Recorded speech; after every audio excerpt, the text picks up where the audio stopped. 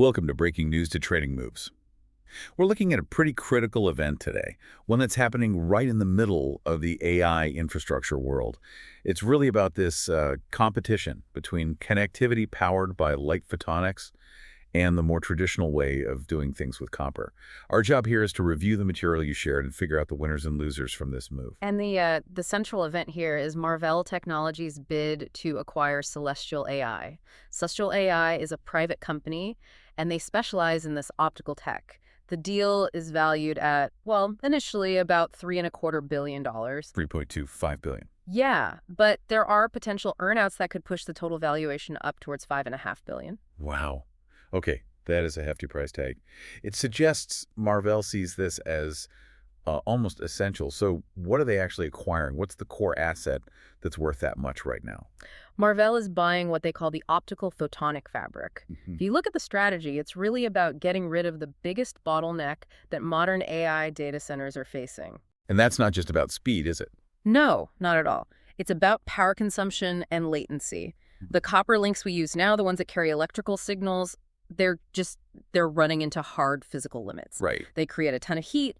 There's resistance, especially over the very short distances you need inside a server rack. Yeah. What that means is a huge part of the power budget in a data center isn't even for computing. It's just for driving and cooling the interconnects. So you're burning energy just to move data a few feet. Exactly. This photonic fabric is designed to just replace those power-hungry copper links with light-based connections. You switch to light, you get much faster speeds, way lower latency, and this is the key, huge power efficiency gains. It lets the hyperscalers point that saved power right back at their AI chips. I see. So this is more about getting around the physics problems of copper at scale.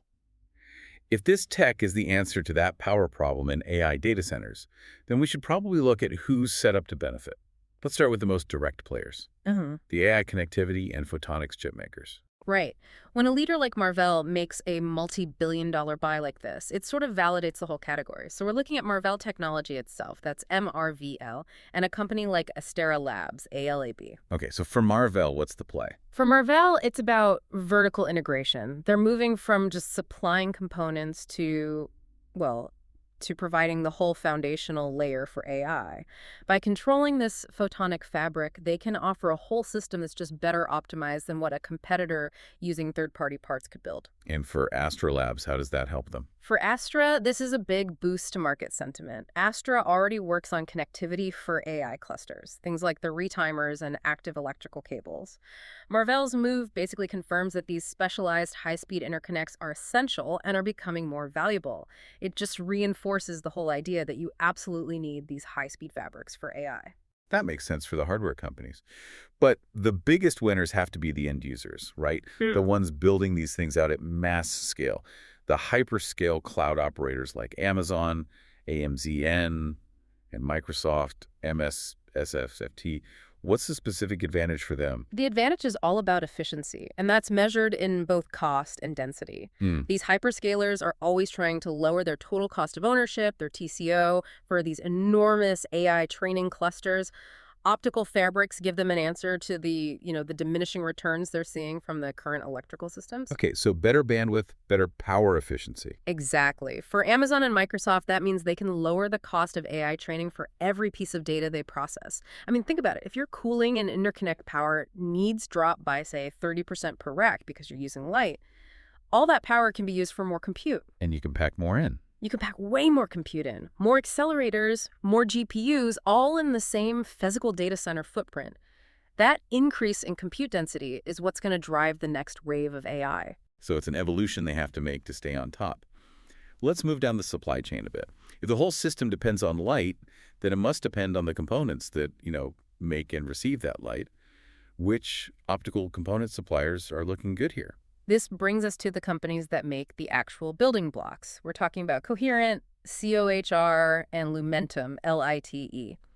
If this move to optical goes beyond just long-distance networking and gets down into the short-reach links, the connections inside the rack. inside the racks, between the chips, then demand for the basic photonic parts is going to go up exponentially. We're talking about very specialized lasers that create the light, modulators that encode the data onto it, detectors, all that stuff. Marvell's deal creates a massive new sales channel and validates the market for these products. If the whole industry starts replacing every copper link with an optical one, then Coherent and Lumentum are positioned to supply that volume. Okay, so we've covered the beneficiaries, the company's getting a tailwind from this.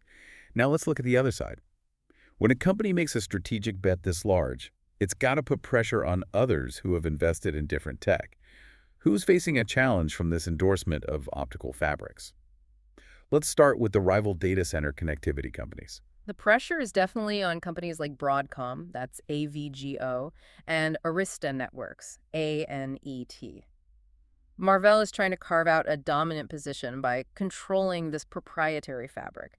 That means they're trying to set a standard that competitors might not be able to easily match. So Broadcom has to react. Broadcom is a major player, and they have their own photonics work, but Marvell's acquisition forces them to speed up their own plans or maybe even make a big purchase of their own to keep up.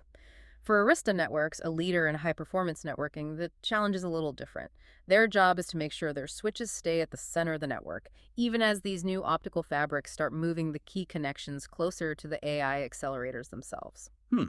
So the risk is being bypassed in a way. The risk is that this part of the market becomes controlled by these vertically integrated chipmakers, yeah. That makes the competitive landscape pretty clear.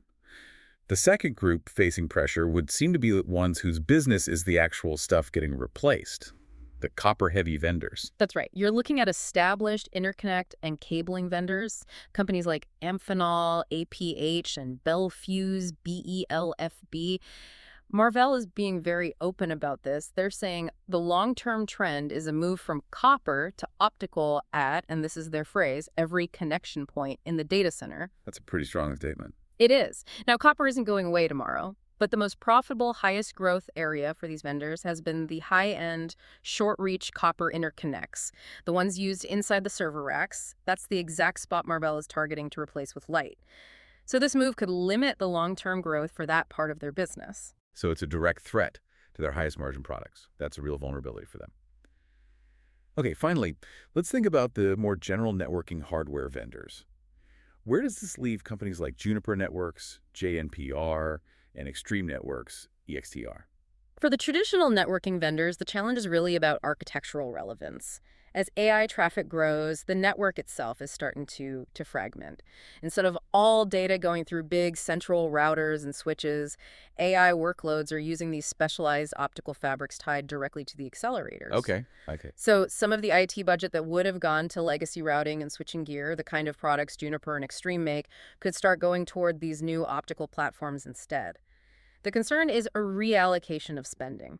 As data centers pour money into purpose-built AI infrastructure, there's just less left for the more general-purpose networking hardware. It forces them to adapt their own roadmaps to prove they're still essential in this new environment. Exactly. So to just sort of sum this all up, the deal between Marvell and Celestial AI is probably the clearest signal we've gotten yet. It shows an accelerating move away from electrical signaling with copper toward light signaling, photonics, as the real foundation for the future of AI compute.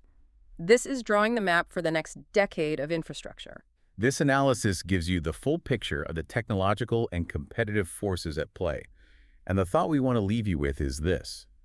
Considering the speed of this adoption, how quickly do the established players who are still dedicated to traditional copper have to pivot their R&D spending to stay competitive? And we do have to emphasize, this discussion is based purely on the information that was provided to us about this acquisition and the technologies.